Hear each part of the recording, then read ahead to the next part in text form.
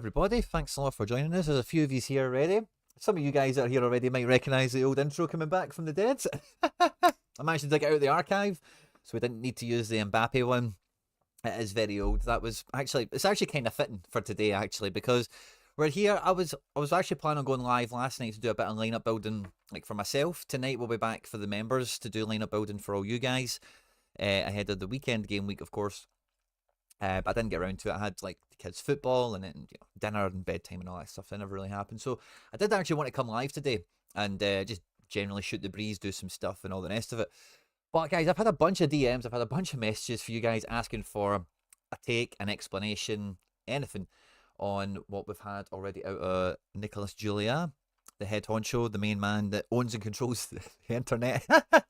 And so there's a bunch of these here. We'll do our best to get through it, guys. Now, I must say, this channel was built a long time ago on the back of a few things. This channel started off, well, it actually really started off like 10 years ago or something, as like an external hard drive almost for all my videos of me going to like Celtic games and stuff like that. Because my memory for some of these things, like remembering, the goals I've seen and the games I've been to or whatever. I've got tickets, I've got programs and all the rest of it, but memories are easily kept when you can recall them on a video or whatever. So I used to just use it for that. But the actual content part of the channel actually came from playing Football Index, which is where that intro kind of came from, because we used to play a bit of FI. We got into Sorare at the back end of that, and Footstock was in the middle of that also. So that intro is maybe a little bit fitting for what we've got to talk about today, because in case you missed it, we had a tweet from Nico, like I mentioned before. We'll pop it on screen for you now. And let's just fix the magnification so you can probably read it a bit better on screen. There we go. So feel free to read this. I'm not going to recite it to you.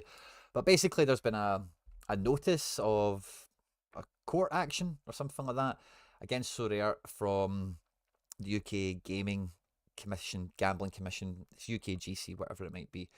So when I seen this, okay, I'm like, here we go.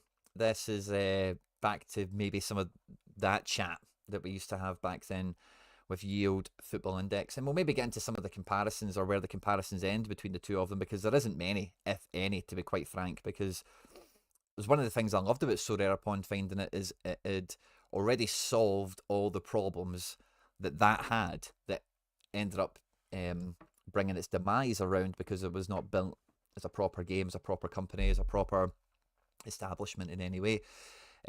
So like I see this and I think, oh Jesus, tough luck, Sorare. You've got to go to court and deal with all this headaches and nonsense and all the rest of it. And we'll get into what this means. What I've did a bit of clicking around and a wee bit of research or whatever for you guys, because I see I'm the one getting the messages and I feel obliged to respond as best I can. But rather than responding to a bunch of DMs and dropping stuff in the Telegram group, I thought, let's just jump out. I'll show you what I've been looking at. We can talk about it together as well, of course. I'm not the fountain of all knowledge, maybe a fountain of some, depending on who you ask. And yeah, we can kind of thrash it out. So after this, I went on to Twitter and I had a little bit of a scoot around looking for like an official statement or notice or whatever. And this is the thing I found. So this came from at Charterhouse Square in response to this Rob Davies tweet. I'm not too sure who any of these cats are. And maybe you can go check that out if you want. But this is the official thing that's been served to Sorare, as it were. So they're going to be in court on the 4th of October, which is like next week. September, October? Yeah, next week. For 10 AM. They're not going to speak anymore until it's resolved and all the rest of it. So we'll see how they go. And as you can see, if you didn't get a chance to finish Nico's tweet here, like, again, I've not really got a proper structure of how we're going to address everything I want to say, but I'll say this now because it feels appropriate. Again, one of the things I've loved about Sorare, following their journey as a company, their rise from obscurity to being on the big stage, as it were, is that they are a trailblazer in so many ways. Like, this game is unlike anything else that exists, period, for a number of different reasons, which we can maybe get into, I suppose. But throughout their formative years, one of the things Sorare has been very proactive in is engaging with regulators, is leading the way and wanting regulation where appropriate, and really meeting with authorities and they're not hiding from anything essentially, and they're trying to make sure that they are regulated correctly. That's all they want for the most part. So when Nico puts a tweet out like this, yeah, he actually says proactive actually. So this is like the way they are. You know, they've not been hiding in secret. They're not kidding on or something that they're not. And you know, so like I think again, if he's this confident to put a public statement out like this, I'm fairly confident that they've got their T's crossed and their I's dotted on what their obligations are, or their lack of obligations that they may have towards any domestic authorities, because obviously this is only for the UK.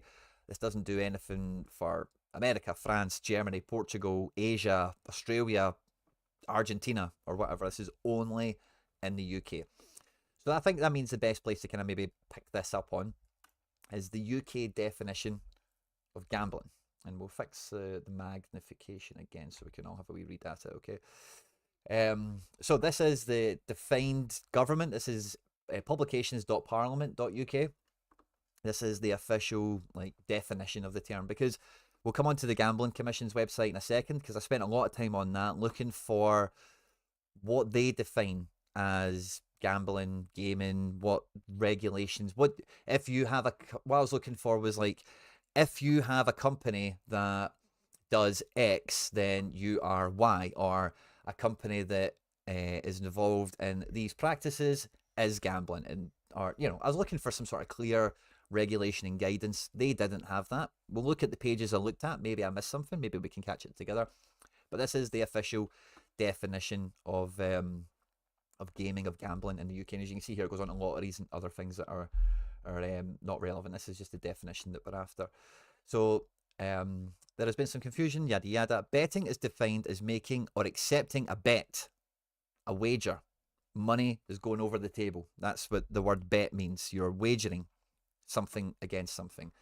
The outcome of a race, competition, or other event or process. So it could be X Factor, it could be the World Cup final, it could be horses, it could be, you know, esports, gambling on who's going to win, you know, League of Legends or whatever. Again, accepting or making a bet on the likelihood of anything occurring or not occurring. So, like, well, who will win the presidential election, you know, or that kind of thing. Or there's quite a famous one where Chris Kirkland's dad made a bet on his son playing for England. I guess that would kind of fall into that category. And again, accepting or making a bet on whether anything is or is not true. I don't really know how to think about that in a real world example. Maybe it's, I could only think of something as like a court case or something, you know, like you're betting on Johnny Depp against his missus, like who's going to win or who's telling the truth or whatever. So yeah, that's the gambling part of it. Gaming as playing a game of chance for a prize. Now, when I read this, I thought, okay, well, maybe this is what they think could be applicable to Sorare or whatever. A game of chance includes a game that involves both an element of chance and an element of skill. So an element of chance is something at random. It is completely random. You know, it's a dice roll, it's a wheel going around the roulette wheel, it's the cut of the cards for poker or for blackjack or whatever. Random occurrence. And maybe an element of skill. So you've got some decision making. You know, are you sticking or twisting? Are you folding or holding? All that kind of thing. Fine. I think we all understand that with like casino games and all the rest of it. A game of chance includes a game that involves an element of chance that can be eliminated by superlative skill. And again, I think poker is probably, it's again, you don't get control of random. Your cards are random. And then your skill, you can bluff. You could have the worst cards ever, but your skill will get you over the line. And there's other games, I'm sure, but this is just the most obvious one. Gaming is a game of chance includes a game that is presented as involving an element of chance but does not include a sport. So again, maybe we're thinking, yeah, again, like poker, I don't know if that's a sport or not, but again, I think roulette, you know, so that's the kind of thing that springs to mind here. Many of the documents submitted to the committee, blah, blah, blah, blah, blah, mobile phone, I don't think any of this part was actually too relevant. So this is the definition of it. There's a lot of the chance thing, element of chance. They do bring skill into it for the poker players, the card players, the casino players, that sort of thing, of course. Maybe I'm misinterpreting some of this, and again, feel free to by law, poker is gambling. Yeah, it is, because it fits this criteria. You know, it does. You know, I'm not disputing gambling. Poker is gambling. I'm actually saying this is the this is the real world example to this definition that we have. I'm not saying it is or it isn't. So again, if I'm misinterpreting something, feel free to jump in. But I think that I'm maybe just not being clear with my words there. Fist bump to everyone on arrival, by the way, guys. Thanks very much. So the next thing that then led me to take was, so we've got the definition there. We've seen, you know, Nico's statement. We've seen the official thing that went out 26th of September, which is today. And then this is the next thing that led me to was, you know, what would the consequences be? What would, you know, what could happen from this kind of thing? So there's obviously, well, how did they word it here? Prosecution, right? So there's a prosecution here on the go. They will be alleging to some level of degree that Sorare is operating within the UK to do gambling stuff, and it doesn't have that gambling license, okay? So when they take somebody to prosecution, these are the things that they can impose. So issue a warning. I'm guessing that's against like a license holder that's maybe broken the rules or skirted the rules or something like that. Attaching additional licensing conditions. So if you want to maintain your license, you need to submit accounts more often. You need to do this extra safeguarding stuff for young people, or, you know, whatever. Removing or amending a license condition. So again, same kind of thing as above, I suppose. Suspending a license if you have one in the first place. Revoking a license if you have one in the first place. And imposing a financial penalty. So when I read this, there's a few possibilities I think could shake out from this, right? Number one, Nico and his team are on the money. They've crossed their T's or dotted their I's. They know, under law, under the definition of the gambling regulation, Parliament, all these people, that they don't actually fall under the gambling stuff. And this prosecution is ultimately going to go nowhere because, you know, like Hoodwink had a great comment there. Like, the competitions are all free to enter. You don't wager anything to play Sorare.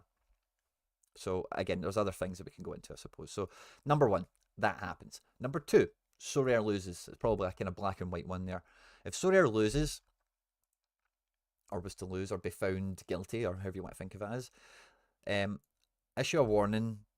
These things are probably not that applicable. I think what would happen is they're going to get a financial penalty, and they're probably they would then be forced to get a gambling license to continue UK operations.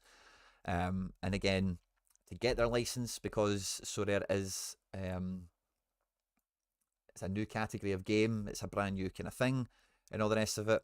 Maybe there is some like ad hoc or bespoke license conditions that they'll need to thrash out, and this sounds like a very drawn out, expensive process, probably, if that was the thing that goes on. I don't think it results in the banning or the removal or anything like that. I think it's just a case of regulation and a penalty and all the rest of it.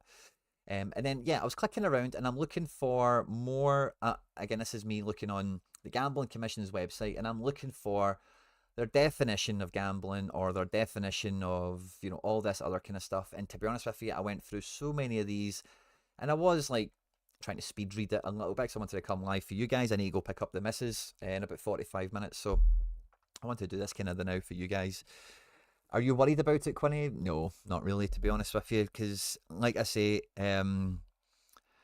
just get a gambling license. Andre, I'm happy to admit I've maybe said something a bit flippantly that's maybe a bit more serious, but can you explain why it's a law to me? I say I'm not pretending to be a QC of law or, you know, anything like that. I'm just doing my best to kind of juggle around this, and we can kind of talk back on the intro of the stream and why it's kind of relevant or whatever. How is Sorare in trouble but FIFA is okay? Lol. In FIFA you can't win money. Fair. I am surprised that it appears they don't have a license for gambling though, because let's be honest, Sorare feels like gambling. I fear a judge would feel the same regardless of a loophole. See, so Monty's so anyway, I'm kind of, so what I think is important to think about this, right, is regulation is there to protect people first and foremost, right? Now, do Sorare think they are above regulation? No. I actually think that, again, like I've said, and like Nico said, and we've seen plenty of examples of Nico and Sorare like actually seeking regulation, actually seeking to get regulation in place.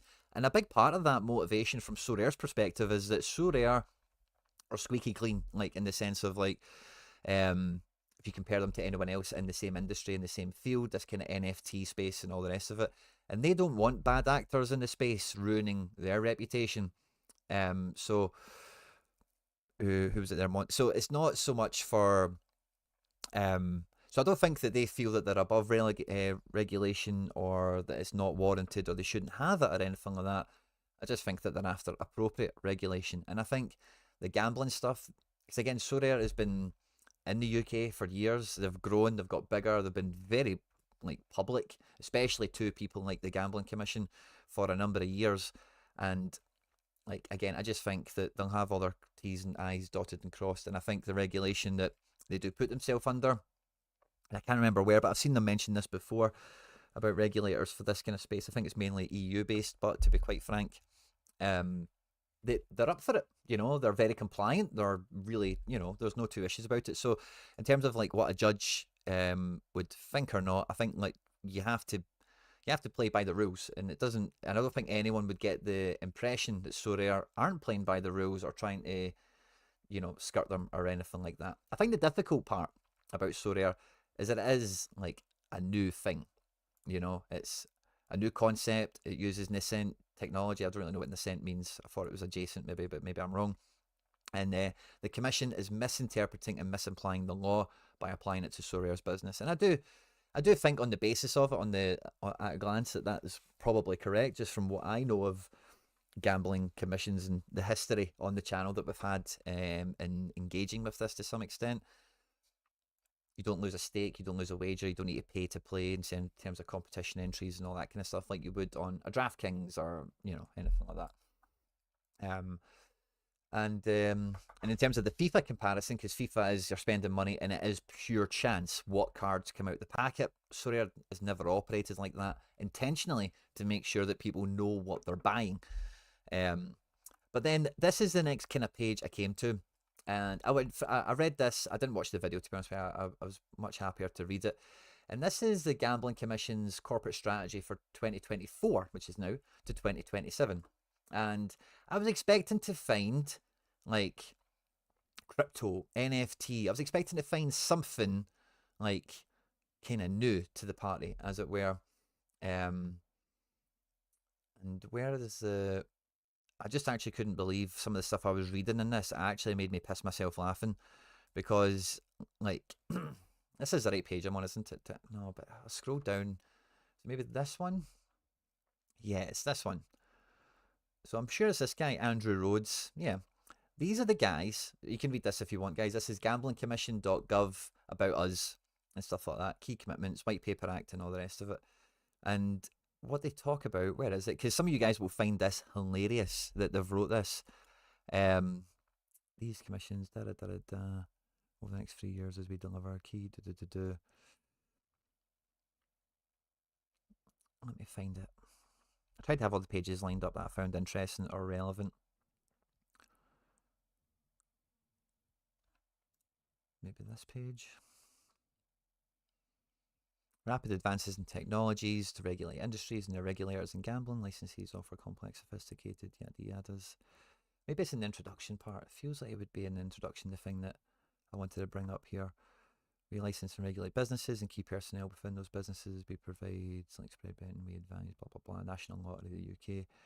Sets out, it's digital, blah, blah, blah. Yeah.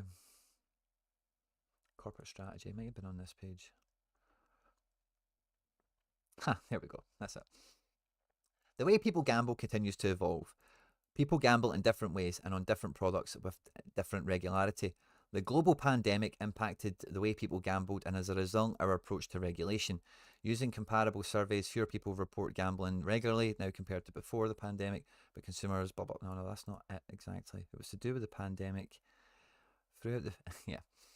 Throughout the pandemic, we demonstrated our ability to react quickly and flexibly to unexpected and changing circumstances. Now, anyone that's exactly the bit I was looking for. Anyone that is familiar with the whole football index thing knows that that is not true. That is actually hilarious that they can write that and believe that, because they did not react quickly. They were not flexible, and they, they were an absolute joke. And I remember that guy who, is he here? There was a picture of some guys. Where was it? This guy. He was at the front of it all, and yeah, it was just a bit passing the buck between them and the FCA on this old Football Index. Now, I think Football Index is kind of rearing its head on this one a little bit because these guys do have the scars of that still in terms of the letdown to the public that they had, because between them and the FCA, the Financial Conduct Authority, neither one of them took Football Index seriously. None of them regulated Football Index. Football Index was completely unregulated. And when complaints and such were brought to these people, they had clearly no understanding of what was going on, and they let them continue to operate for a number of months, if not a year or so. I forget the timeline of all of it as I speak to you now. So that's why I found that particularly funny, that they felt the ability or the need to write that. I want to catch up with the chat because I did ask you guys some questions, so you might have some responses, and I might have missed something or misrepresented something that you've checked me on. I'd be very interested to hear why Sorare think they don't come under the gambling bracket. I'd also be keen to understand why Sorare doesn't just get a license anyway. I think when you get the license, I think it maybe restricts you on advertising. It's just a thing that comes to my mind, number one. But so why I think Sorare isn't gambling and why it shouldn't be gambling and all the rest of it is because like there is no wager involved at section 1. You know, you're not saying, where's the definition? The outcome of a race. You could, you know, what one of these would you want to apply on Sorare? Making a bet, so playing a wager on the outcome of a race or whatever. Now, when you build your SO5 lineup, is the outcome of the event the same thing as a player performance? Let's just say for argument's sake it is, right? I don't think it is personally. But there's no wager passing on. You own these cards already, which is the big part of why I've always loved Sorare, is because the cards have got a set, what's the word? Issuance. They've got a set issuance. There's never going to be more than 100 rares in a season, 1,000 limiteds, 10 super rares, 1 unique, etc. You never lose the card. I think that's a big part of the reason why utility is forever and will be forever, because they're not perishable items. And again, that really does, and that's why Sorare is a new thing, because these things that you buy on site is officially licensed football cards and NBA cards and MLB cards, which we are all familiar with in one way, shape, or form, from Panini to Topps to all the other companies that run around doing this stuff. So you're buying digital cards. Now, the reason we have FIFA, right, of course, which is digital cards also, but you know that you don't own them. You know that they're just a line of code. They can delete them. You don't own anything. New game comes out, you can't port anything over or whatever. So this is like, and again, this is one thing whenever I blue sky talk about this space that I find really exciting and something that will change the paradigm of gaming. Now, forget about Sorare and fantasy football or whatever, but it's the ability to digitally own in-game items and goods from, you know, I've been listening to a lot of Asmongold recently. I don't know if any of you guys know Asmongold, but he's just like a mad streamer that just talks about crap. And he's a big World of Warcraft guy. But anyway, an old video of his came up and he was watching World of Warcraft, like the rise and fall of it over 20 years, like the game rising to popularity and the negligence of the company and the fan base or whatever. But like your ability to like actually own stuff in these games that you're engaged in and all the rest of it is technology that is going to change gaming, period. And that's what these cards are. This is the digital version of a Panini card, of a Topps card, of a Pokemon card, of a Yu-Gi-Oh card, of any card you want to think about, right? And the reason I start to bring Pokemon and Yu-Gi-Oh into it is because Top Trumps, no one's playing Top Trumps anymore. No one plays Top Trumps competitively, maybe ever, maybe just anymore. But you can play Pokemon competitively, you can play Yu-Gi-Oh competitively. And these games, would you consider them, if you were to play Pokemon or Yu-Gi-Oh or whatever, would you consider them to fall into these brackets? There's a lot of skill involved. Is there a bit of chance in terms of how the cards are dealt? Well, it's your own deck. You build the deck, so maybe the chance is not quite as random as 52 random cards at a casino or whatever. So I see this more as like it's digital football Pokemon cards is basically how I've always seen this and will continue to see it, because it's one of the things that holds back physical cards, and the thing that's always held back Like one of the biggest card games in the world, this is the example I was thinking of a moment ago, is Magic the Gathering. Right now, some of you guys may not know Magic the Gathering. Magic the Gathering has been around for donkeys, and it's cards. It's kind of like World of Warcrafty kind of stuff and all the rest of it, right? Cards are very expensive. Random chance when you open the packet of what cards are coming out, and they have competitions, and it's like games and stuff like that. Now, this is a game that I've always said if Wizards of the Coast, if Magic the Gathering make NFTs, it's probably one of the few things I would maybe sell my Sorare account to go and fund, because this game is fucking massive. And the thing that's maybe held that back from getting into the 21st century is the lack of, you know, like if you've got cards and cards of this stuff, there's no way for you to prove online what cards you own and all the rest of it. So the gameplay, when it goes into the online sphere, dies, because like you could have 5,000 cards that you've been collecting your whole life, but if you were to try and play online, how can you prove you actually have those cards? How can you then make sure that other people you're playing against are only... So again, when you then go into the online setting for these games, everyone gets like standard decks and standard kind of things and all the rest of it. And I think when these guys click into NFTs, it'll be pretty big.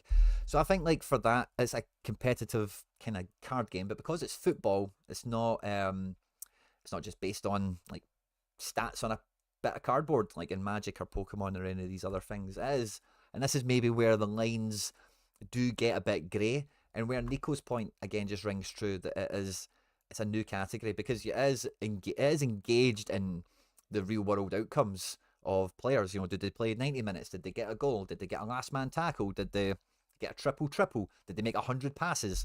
There's a lot of things that are going on, and yeah, so I think that's partly why I don't see it as gambling, and why I don't think it would come under the gambling bracket, because there's a lot of other contemporary things that are very much like, I don't even know if you'd say Web 1 or whatever, but let's say pre-internet, you know, like cards, you know, bits of cardboard or whatever, as well as actual digital versions of these kind of things that no one thinks is gambling. No one thinks opening Pokemon... I suppose people do think of it as gambling in a sense, if you're going to go and buy the boxes, to card hunt, to pull the big whale card out of it that's going to be worth tens of thousands of pounds.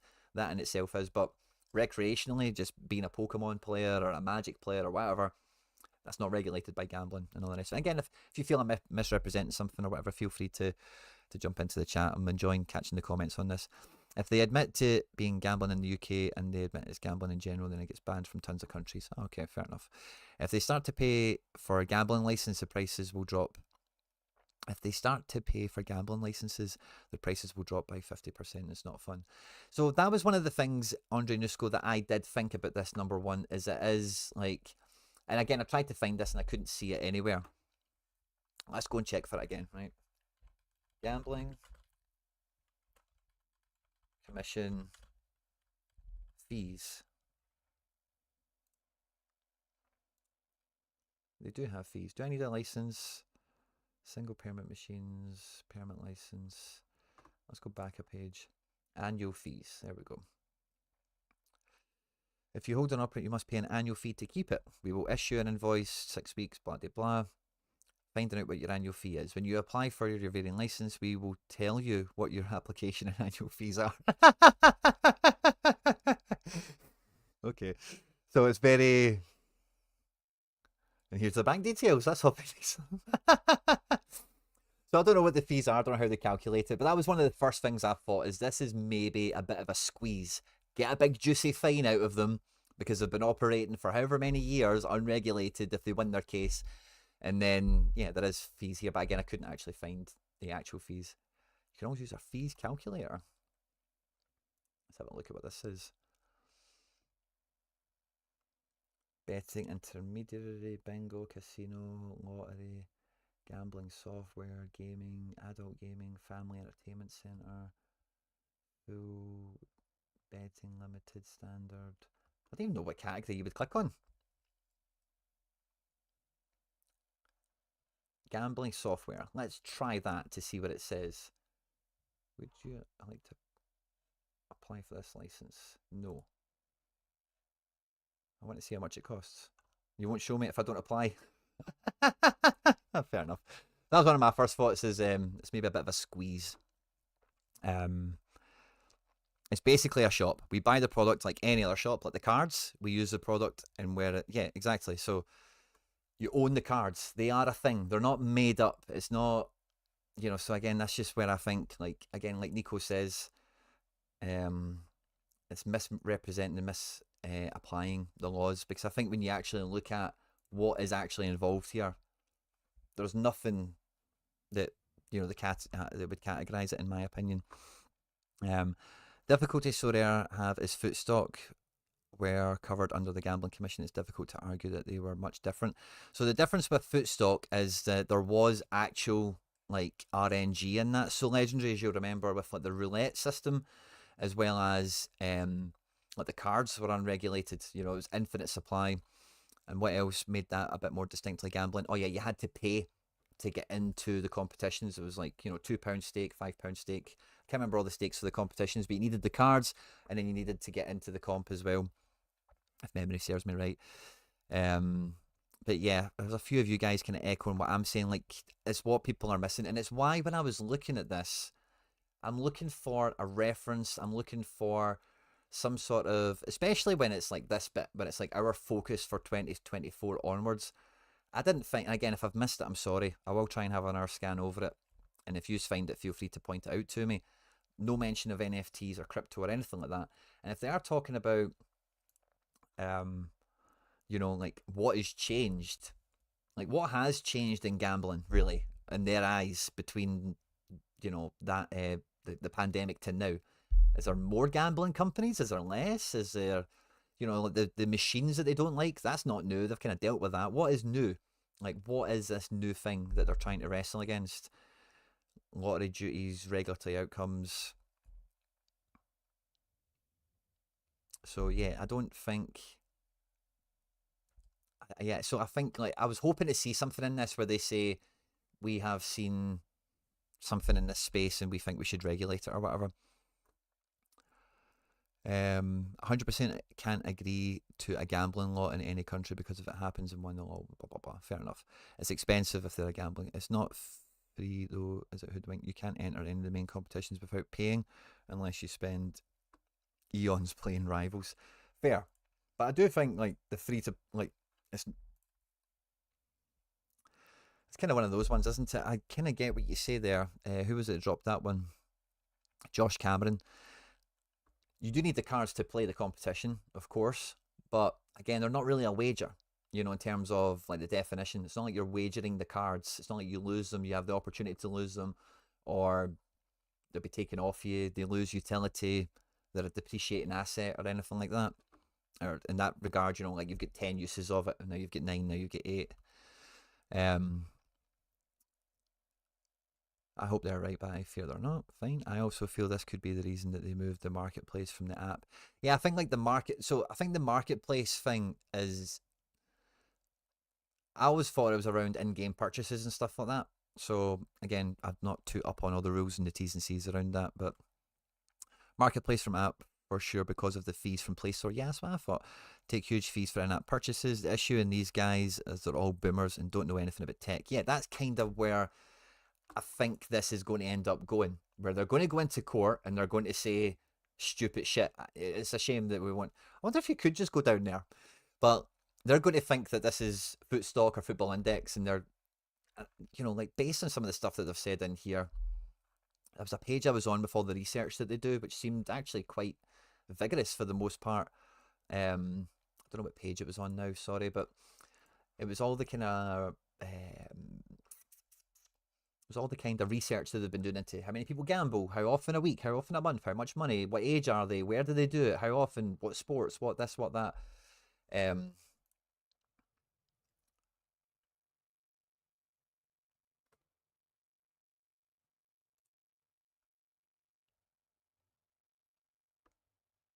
So, yeah, I can't find that at the moment. I've kind of lost what pages I've got on here, but let's see what the chat's giving it. The issue is these, and then let's be real, Andre. Yeah, I would definitely disagree with that for the reasons I've already said. Because the game, I don't know about that, Andre, because of the history of other things that have been not clearly just putting a bet on. Like I think with all the furore that happened around FI, like I've got zero doubt in my brain that this is the first time that they have engaged Sorare in conversation in one way, shape, or form. In fact, actually, I am almost dead cert because what was that guy's name again? Berry.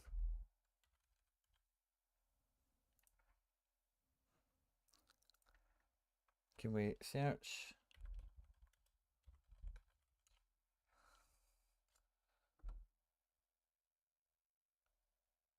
I'm pretty sure, like, so he kind of obviously did this thing back in 2021, ringing this, and this guy like reports stuff to the Gambling Commission all the time. He's a bit of a hero of the people, as it were, for when the bookies screw them over and all the rest of it.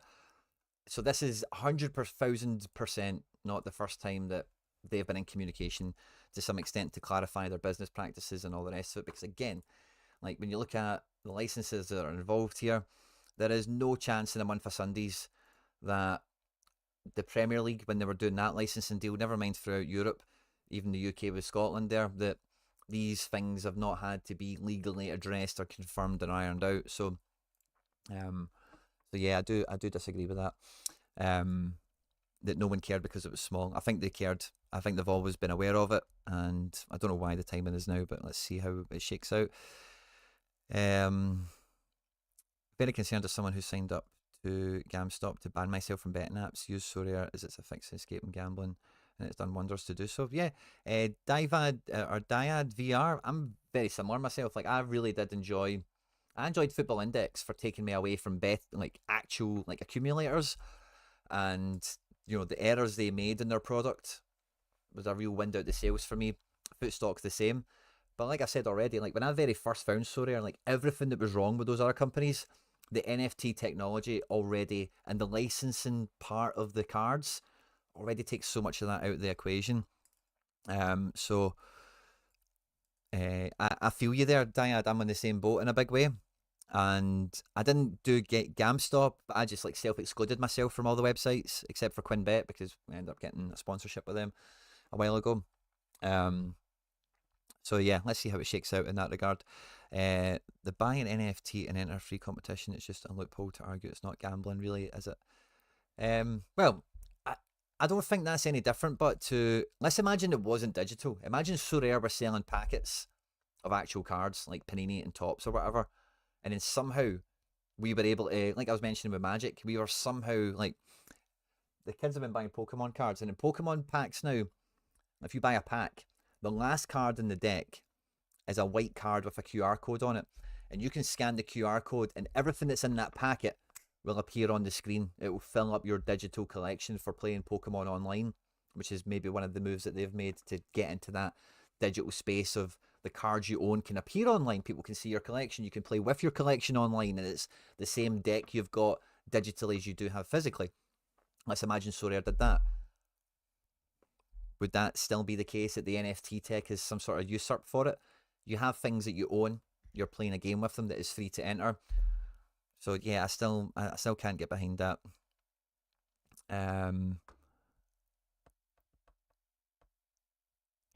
are we? I've lost the chat, sorry. Did you do FI Quinny? Yes, I did. It was like what I kind of started getting subscribers on for the most part. Was I didn't have, and again, similar to Sorare, like I'm not a man of many means, but with Football Index, I was like a very small account, and I had like more ideas for successful FI like trading or playing or whatever than my wallet would do. So I used to just like making videos saying if I had more money, this is a guy I would buy. He's very underpriced, so this might happen, that might happen. So yeah, I know Football Index inside out, and I was like one of the first ones that got out of Football Index because I could see the way it was going, and I made it known to everyone that was on my channel that was subscribed to me, that was doing videos. And I think that core audience of you guys that have been on this channel for that length of time, the majority of views or more views than not, I don't think you guys were as hurt as bad as people that weren't on my channel that did follow Football Index Guide and Panda and all these other tubes off the cliff you know, because they wear like mouthpieces. And I did think when I was coming on to do this, I was like, I don't want to, I'm not being a mouthpiece. I'm just going to actually just look at all the shit and talk about it as I see it. And I don't think anything here has changed any of my beliefs or any of my point of view on it. I know gameplay is the main thing for Sorare, but don't you think technically you need to enter lineups? You can just card collect. Yeah, exactly. There are 70-year-old people trying to understand. Yeah, exactly. What if Essence can be considered as gambling because it's a random reward? Interesting. Interesting. I never thought about the Essence element of it, because that is like random pack in a sense, but it's like one card. It's a reward from the competition, I suppose. You've not actually paid money for the Essence. Maybe that's a bit of a loophole, I suppose. Simo fist bump. Love the title. Yu-Gi-Oh player for life here. Harry Trades knows what I'm talking about.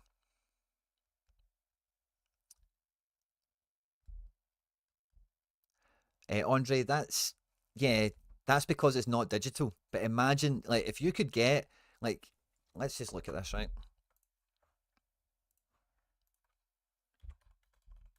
Yu-Gi-Oh card sales. Will we get a number here? Yu-Gi-Oh sold how many fucking cards or anything? These people make a fuck ton of money. Yu-Gi-Oh competition near me. Local events. And what happens when you go and you play these things? You have to physically get there. And then, you know, there's local tournament specials. And there's big, you know, it's the same with all this stuff. Pokemon, fucking Magic the Gathering. Like, there is competitions for this stuff where people are winning tons of money, but they are limited by the nature of the cardboard.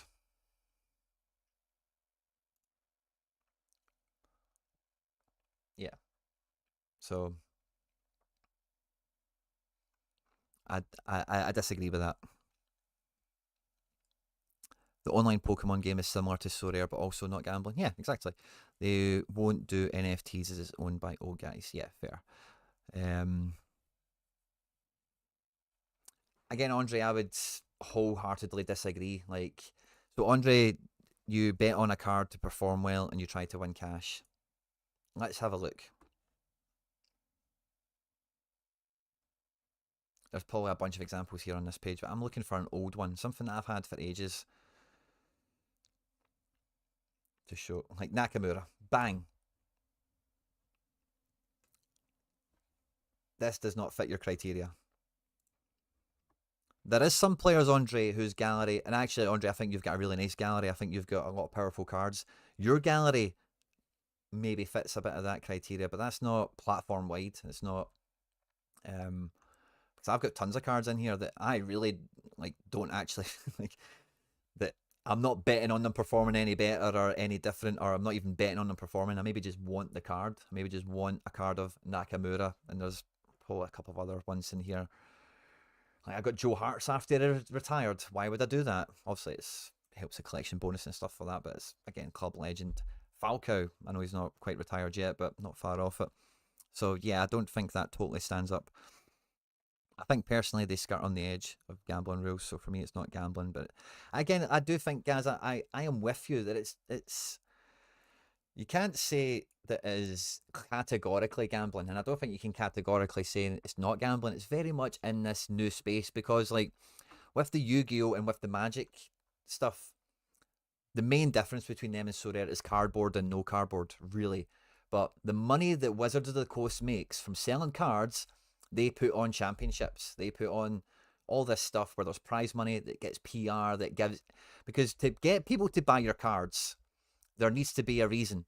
People might just want to play with their friends. That's probably like 99% of players. But there's a competitive, there's a social element to that. Maybe there's clubs. Pokemon's the biggest, most kind of pop culture one. Magic is maybe a bit more hardcore geeky. Yu-Gi-Oh's maybe somewhere in the middle. And there's probably a few other examples that I'm not aware of or cognizant of. What was the comment I kind of latched onto for this? Sorry.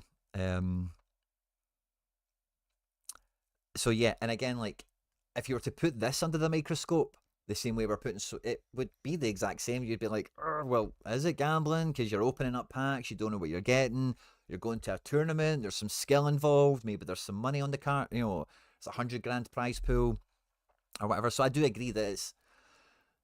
I don't think it is gambling. I don't think you can, because there's also money to be won by your skill input and stuff like that. So it's a different thing. It just isn't gambling. If you talk about trading card games, this is never the case. If you talk about trading card games, this is never the case. I don't know what that means. Sorry, Andre. I know we're having a wee bit of a back and forth here, Andre, but we're all pals. We're just talking. A question that will be asked: can you prove beyond reasonable doubt that people do not buy cards for a chance to make money? Well, of course, but people will buy cards to try and win prizes on the leaderboard, of course. But I do think, again, a big part of what Sorare is that it's just more than money. You know, it's all the other stuff like shirts, tickets, other cards, etc. So, I don't think. I think I would also flip this on its head, but where, like you could easily prove beyond a reasonable doubt that that is not the sole purpose of the game. Like, again, guys, like, can we look at this real quickly, right? Let me get on a new tab and I'll bring it across because it may be a bit messy. If you go all the way back to when I started playing Sorare, the prize pool now is available because of the success they've got. And this might take me a wee second to click on this R screen, right? So give me a wee moment, because there's a lot of videos to scan by. Actually, I won't be able to find it. I'll try and dig it out, right? But see, when I started playing Sorare, there was only one position that get paid out money, and that was top of All-Star. End of. And it wasn't even that much. It was like 200 quid or something like that, maybe even 50 quid. I cannot remember for the life of me. I've lost the live chat, so sorry. So it's not always been there. It's a new thing to the game in a way because of like its growth. And again, like Yu-Gi-Oh, you need to give people an incentive to buy your cards, like your product at the end of the day.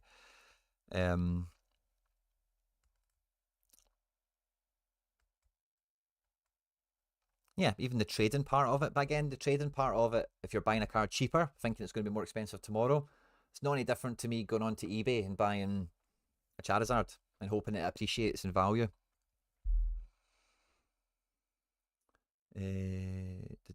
Whatever happens here ultimately won't be final for a couple of years. In all likelihood, would guess if Sorare loses the initial case, it'll appeal. Yada yada. Yeah, Bald Sherlock, this is not going to be something that goes away. We might hear more about after they do the first thing on the 4th of October. I actually think that might change how in-season cards work. It might do. It might do. Wouldn't rule that out.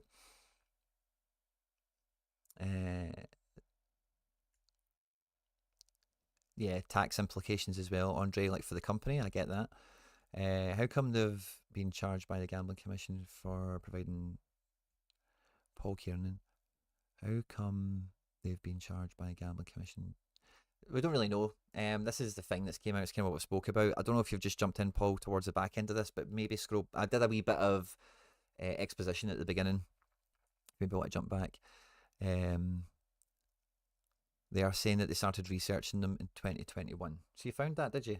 Fantastic. Yeah, like I say, like this is not something new. They should be pretty aware.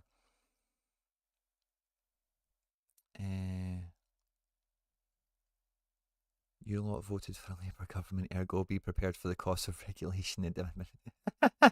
Stephen, I didn't vote for any Labour. I'll tell you that for fun. I don't think I actually even voted this year. I just missed it.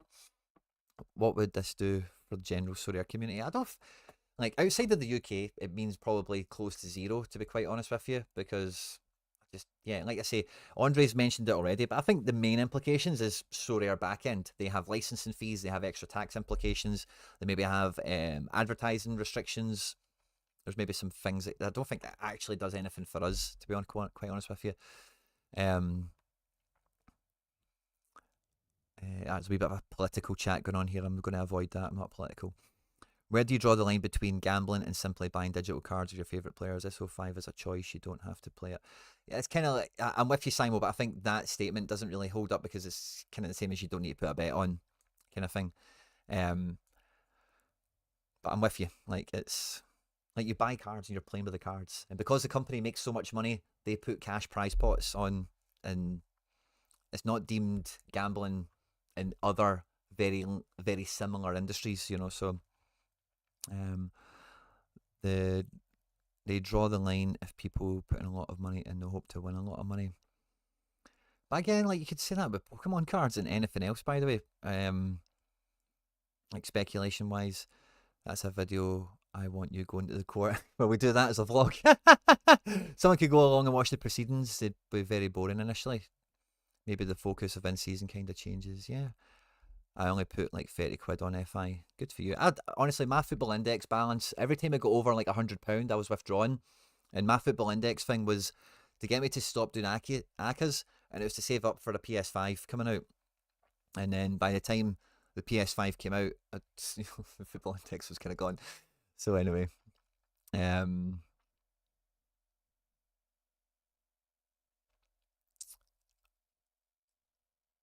you are old school. Sorry, are the new players like me? Understand you pay.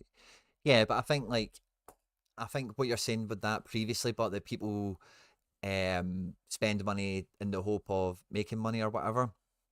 Like that's not the design of the company for the most part. It's to sell the cards, and then there's it's not just the winning on the leaderboard, because let's be honest, winning on the leaderboard for anyone that is new, no one thinks they're going to win right away. No one sees that as being possible because of the value of the better cards. Most people are kind of playing for the game of trying to get up there, you know, and trying to win as much stuff as they can, you know, competitively.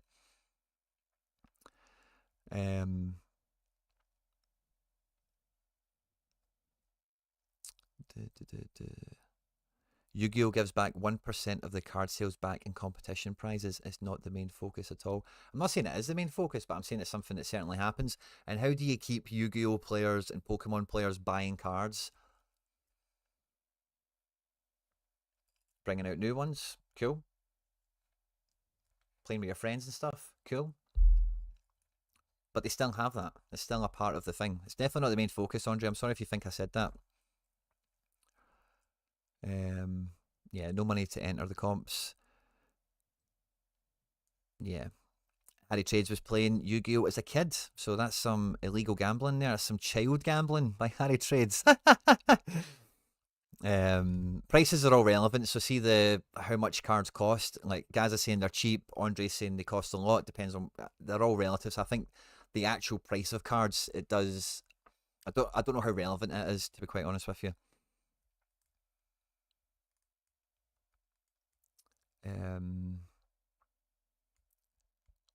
Would a betting man still try to level up Papi Cisse to level 20 after he's retired?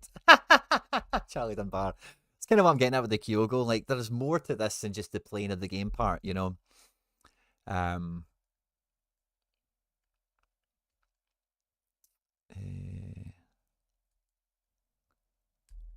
Yeah, Andre, I think like, but I think like if I'm an adult, especially because kids buy these things as well, and that's where they get. You're saying 99% of or 1% of the thing. A huge part of their business is children who certainly do not care for, unless you're Harry, competition and all the rest of it. It is about the social parts, playing with your mates and all the rest of it. But that 1% is there for the adults who spend, you know, their disposable income and try and, you know, chase the dragon for the blue eyes white dragon or whatever it is, you know, try and chase the dragon for that powerful card and all the rest of it. So you've got to satisfy more than one demographic. Sorare is like 18 plus or 16 plus in some regions, I think. I don't know, for rivals and whatever. So like it's a wee bit of the customer demographic, I think, comes into that also. I think if the Yu-Gi-Oh player base was predominantly 30 and over, and there was a huge appetite for playing it, and they could do it online, I think that percentage would change very quickly. Speculation, I know. Conjecture, I know. And then yeah, people are talking about the senseless stuff that they do that's not for ROI gain or whatever. Chris Holt, it is yeah, there's no tax if it is classed as gambling. I'm with you there.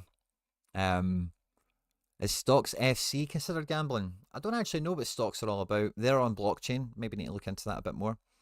Maybe Harry's the one to ask. I think Harry's got to deal with them. So there wasn't gambling back in the days. It was more like a pyramid scheme with trading cards.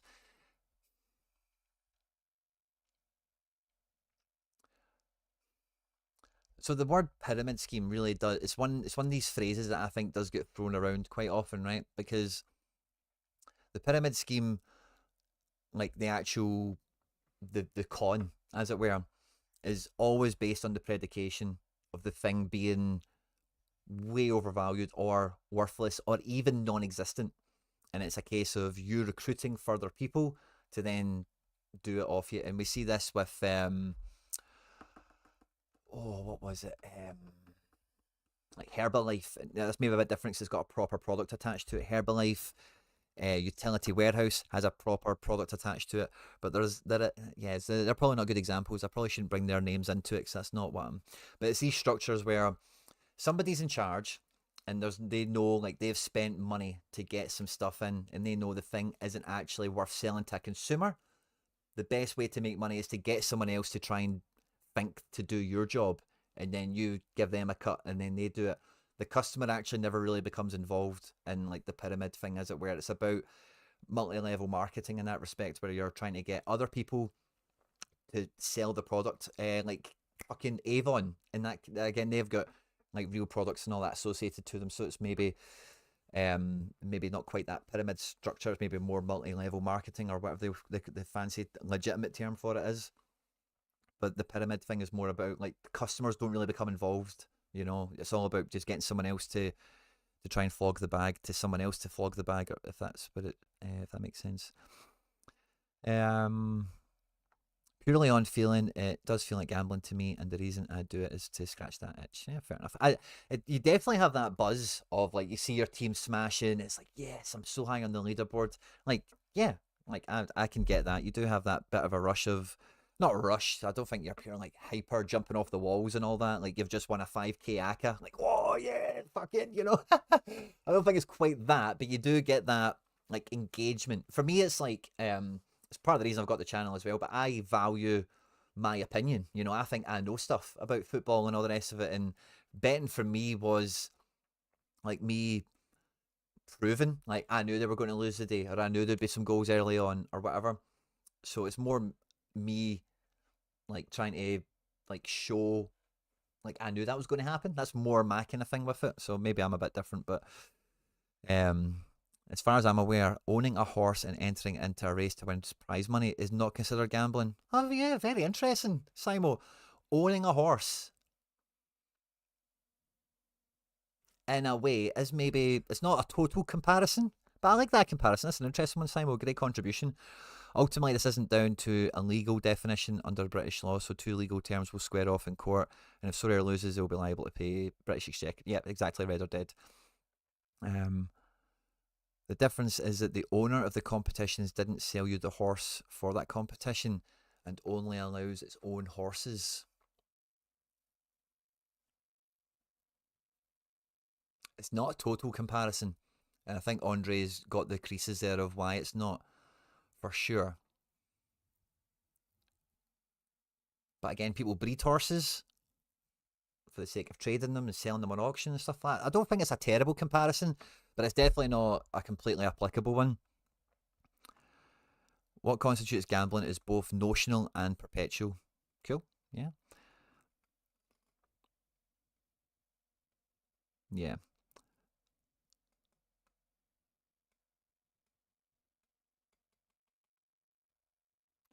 That logic is like you say gambling is when some team buys some players and compete to win the league. Yeah. The more substantive issue is how NFTs ought to be relegated. Yeah, I think, like, the NFT part of it probably solves a lot of this. The creation of NFTs represents a threat to... Oh shit, I need to go pick up the missus. Central governments and all the rest of it. I need to go in like 3 minutes, guys. I need to go and pick up the wife. A central government, because it's an alternative form of money creation outside the control of the administration clique. The Real Madrid's is gambling on Mbappe to win them the Champions League. Yeah, like, I suppose it's a wee bit different because it's not a card, it's a real person. From their website, consequentially, Stocks SC is not subject to any gambling or gaming regulations. Interesting. Anyway, was the HIG one in the 80s? Oh, Amway was the big one in the 80s. I don't know that. Your dad sells Avon. Speak for yourself. I was bouncing off the wall after winning D1 last week. Yeah, fair enough. But, like, winning D1, fair, right? But getting into, like, oh, I've got a box, or your team does well, and it's like, oh, I'm getting promoted, and I've got a box, and I won a tier 5. It's not that. But yeah, fine. Don't have a horse, but got a few donkeys in my gallery.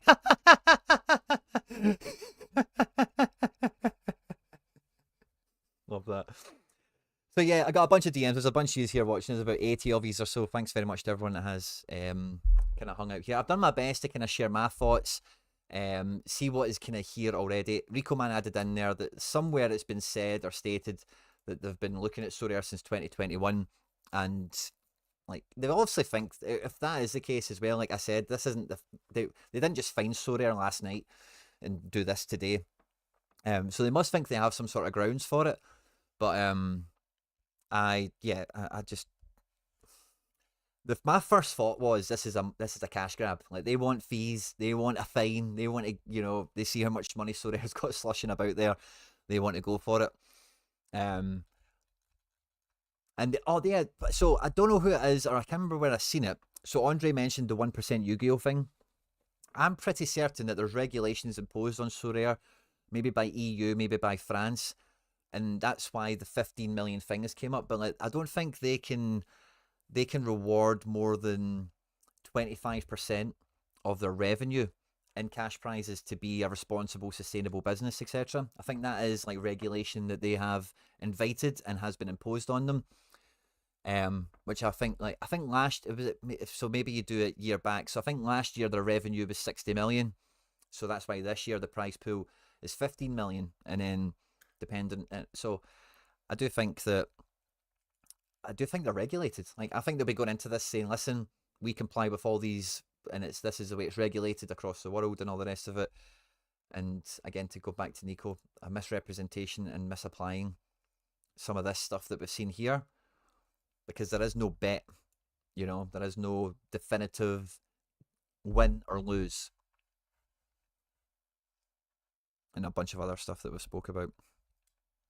So that came to my mind. I can't remember where that came from.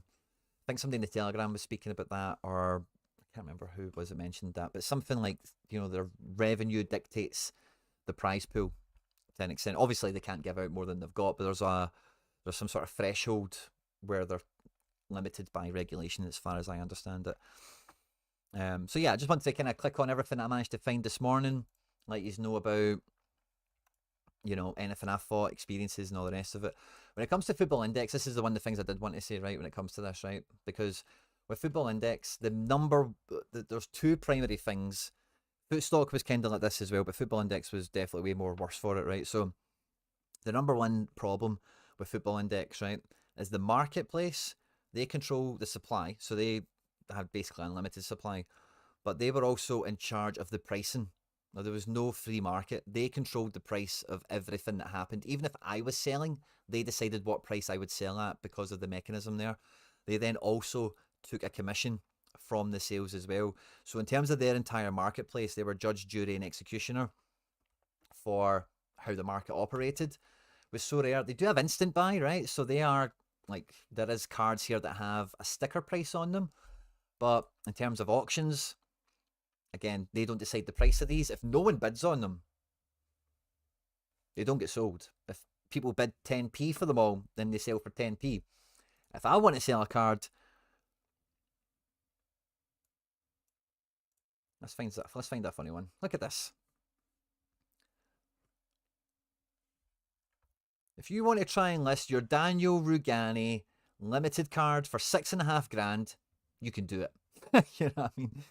And the supply, like we've already kind of mentioned, is fixed. There's no, and these are licensed products. These are licensed cards. So I think, and again with Football Index, it was just an infinite amount of a share in a footballer, but you don't ever get to own their big foot or their big toe or anything like that. And Footstock, again, kind of similar. I blame Lowell.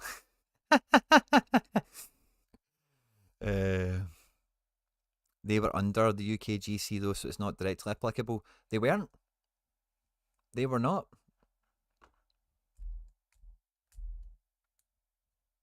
There is a minimum bid. Okay, Freako Man. Thanks for the correction on that one. Because the Gambling Commission deferred them to the FCA, and the FCA deferred them to the Gambling Commission. They were like highly unregulated. I think they had like a base gambling license, don't get me wrong, but they were not like actually regulated, you know. No.